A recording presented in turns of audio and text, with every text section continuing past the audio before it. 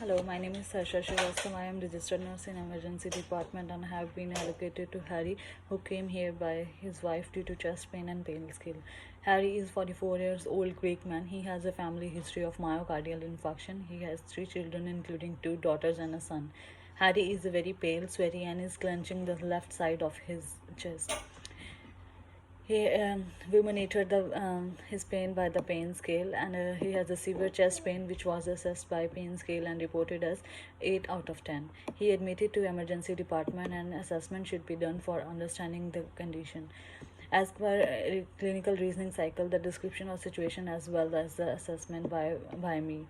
Assess the general condition of the patient, including skin color, temperature, breathing pattern, and sign of cyanosis, by and clubbing of fingers as well. Examine the extremities or by symmetry, edema, scars, and skin color. Check the jugular vein distension by positioning the patient on back, and check the distension of the jugular vein from that side. Elevating the head and turning patient head slightly away from me. Check ability refill by pressing the nail buds of fingers and thumbs to refill time, and refill time is 3 seconds and less than 3 seconds. Inspect the color of eyes to identify the anemia by pale eyes. Use pad of the fingers to palpate the sites of pulses through temporal, carotid, branchial, radial, femoral, popliteal, posterior tibial, dorsal, pedis, and rhythm and pattern is normal. Assess the back of the chest with stethoscope and identify the pedal edema by pressing the ankle point. Assess the chest pain will be started with ABCD primary assessment. Chest wall movement will be notified as significant symptom. Observe patients for sign of airway obstruction, such as paradoxal chest and abdominal movements. Listen for signs of airway obstruction. Certain sounds will assist you to localizing the level of the obstruction. For example, noises such as snoring, exploratory breathing, and gurgling may indicate a sign of a partial obstructed airway. Breathing function should only be assessed and managed after the airway has been judged as adequate. Look for the general sign of respiratory distress, such as sweating, the effort needed to breathe, abdominal breathing, and central cyanosis. Count respiratory rate. The normal respiratory rate in adults is between 12 to 20 breaths per minute. Assess the depth of each breath and the patient takes, the rhythm of breathing, and whether chest movements is equal on the both sides. Measure patient's peripheral oxygen saturation by using pulse oximetry applied at the end of the patient's finger. Conduct ABG, a blood gas analysis. This test provides a valuable respiratory assessment about the level of oxygen, carbon dioxide in the blood, and the blood pH as well. Assessment of circulation should be undertaken only once the airway and breathing have been assessed and appropriately treated. The aim of assessing the circulatory system is to determine the effectiveness of the cardiac output, is the volume of blood injected from heart each minute. This assessment involves reviewing the patient's neurological status, and its assessment should be undertaken once ABC above have been optimized, as these parameters can all affect the patient's neurological conditions as well.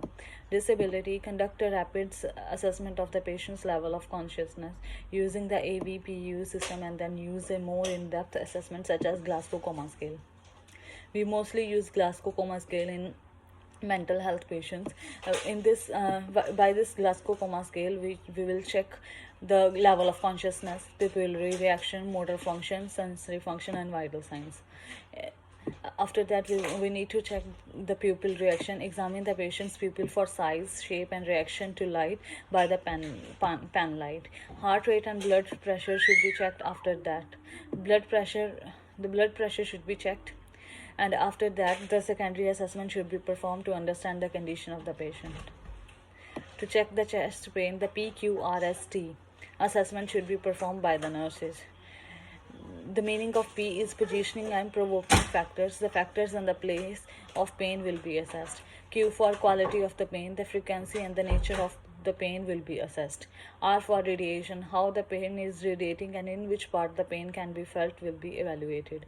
As for symptoms, symptoms means the which symptoms occurred in a patient by pain scoring 8 out of 10, pale skin, and many more other symptoms. For time, the duration of the pain will be observed, the frequency of the pain will be observed, the nature of the pain as will be observed as well. In the investigation of Harry shows the myocardial infarction, and his vital signs are normal as his blood pressure reading is 167 over 200 mm because he is a hypertension patient.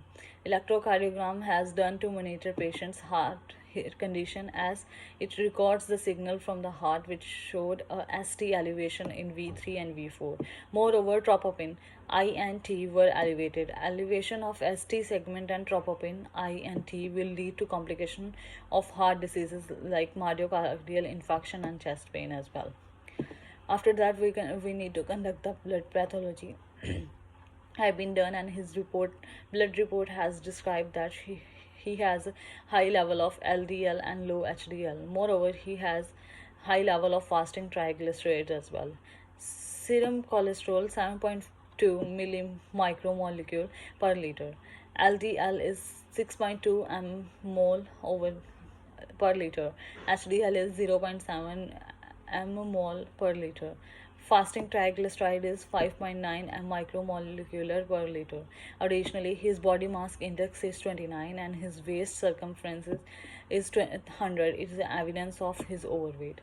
After that, we initiate the intravenous fluids, and nutritional supplements should be started after the admission of patient, which was done by me. For regulating pain, 300 mg of aspirin and GTN was given sublingual way, which helps to dilate the veins. After that, the PR and IV morphine is given to him to give a good sleep, sound sleep, and relief from pain. Moreover, we need to conduct the coronary angioplasty was done, and a 2 stent has been implemented in the anterior descending artery. Thank you.